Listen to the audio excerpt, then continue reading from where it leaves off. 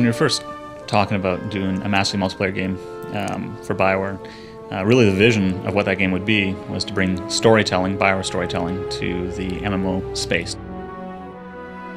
Star Wars, I know I associate it very much with the incredible legacy of storytelling. It's like the myths of our age. People are still very familiar. Little kids know the story of Star Wars. They know all these elements. In the 30 years of Star Wars, we have developed countless stories across the movies, the TV shows, and the films, and the video games. Destroy the entire planet. The entire planet, Lord Malik. BioWare has a really strong background in developing strong characters and story, and so from the get-go, I think it was a really great collaboration between the two companies. And from our perspective, I think we gave BioWare a lot of latitude to kind of flesh out this universe. With the Old Republic, we're trying to capture those iconic moments from the movies. It's a huge thrill to be able to develop a game set in the Star Wars universe, much as we did with Knights of the Old Republic. The way we approach this is with reverence and respect.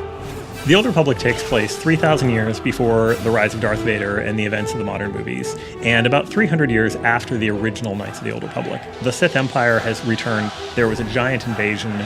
There was a war that lasted for decades that ended in a very shaky peace treaty. These are the events you get to see during the cinematics pieces. Now it's been a little bit more than a decade, and a new generation is coming up, and they're seeing that the peace is obviously not going to hold. And these new people, who the players are going to be taking care of, these are the next generation of heroes. It's a time period where there are thousands of Jedi and thousands of Sith, and they're fighting in a huge galactic war. There's still the traditional hallmarks of Star Wars storytelling. There's epic heroes, and there's great adventures, and there's lots of choice, impactful choice that you'll make throughout your adventure. We really felt that in order to do powerful BioWare-style storytelling, we had it to be personal and about the player. And the best way to do that was to have the story based around the class choice you made at the beginning. Are you going to be a bounty hunter? Are you going to be a Sith warrior? Are you going to be a Jedi Knight? You should have a completely different story depending upon that. As we've gone through various builds and betas, I miss characters that I've rolled, and I'm very disappointed that they're gone. And I want to be able to play them again. It's not just the story, the entertainment value, it's really an attachment to the character is what that story leads to. Wow, we're really meeting Mandalore. Oh, this is going to be incredible. LucasArts has provided a great deal of the voiceover work, the music work, the sound effects work, and that's been this absolutely awesome experience. Of course, there's a great deal of VO in this game. Being able to breathe life into these stories that BioWare has written with really talented actors and really talented voice directors has been a thrill. Criticism. Capture and imprisonment are inefficient procedures, Master. Consider adopting an all disintegrations policy. There are many different relationships in the Old Republic. On the one hand, you can have companion characters, and you can develop friendships, dislike, and everything in between with them as you adventure together. Moreover, you play with other people in this MMO. It's a social experience. You develop friendships online as you adventure together through a galaxy that's set thousands of years before the Star Wars movies. I lose sight of the mechanical aspect of it, which to me is the perfect thing for an RPG. I'll lose myself in the stories, I'll lose myself in what's going on. I always find myself wanting to explore our enormous worlds and wander over a ridge and see how to get to the next new area. Epic is a word that's so overused, but honestly, it just applies so well to Star Wars: The Old Republic. It's so big. Like the moment you actually get your ship, there's these sort of key beats in the game that have an incredible impact. Like you walk into this hangar and you see your ship and the music's playing and it's yours. And then you go to the galaxy map and you go, wow. And then you start seeing all these familiar environments that you remember from the movies, and you're like, I'm here.